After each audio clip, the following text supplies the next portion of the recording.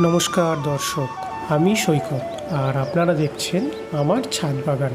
বাজার থেকে কিছু রজনীগন্ধা ফুলের বাল্ব কিনে নিয়ে এসেছি, সেইগুলোই প্রতিস্থাপন করা আপনাদের সাথে তুলে ধরব। প্রথমেই আমি এই প্রতিস্থাপন করার জন্য গাছটি কি করেছি, মুদিখানা দোকান থেকে একটি ড্রাম জোগাড় করেছি। সেই ড্রামের মধ্যেই আমি গাছটি প্রতিস্থাপন করব।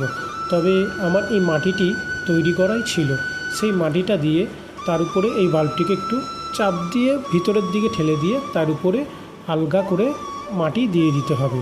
তবে মনে রাখতে হবে বন্ধু, যাতে এই বাল্বটি একদম মাটির গভীরে প্রবেশ না করে। তাহলে কি হবে বলুন তো, বেশি গভীরে প্রবেশ করলে এমনিতেই বর্ষাকাল, জলের ধরে নষ্ট হয়ে যাওয়ার সম্ভাবনা প্রবল চান্স থাকে।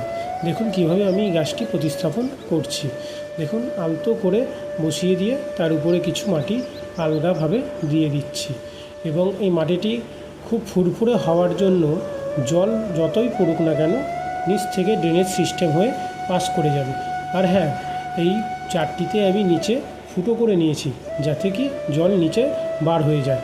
আর এই দুটো সাদা রজনীগন্ধা, এটি দুটো একসঙ্গে বসাচ্ছি, তাই জন্য আমি কি বড় একটা বালতি সিলেকশন করেছি যাতে এই দুটো গাছ একসঙ্গে ভালোভাবে হতে পারে।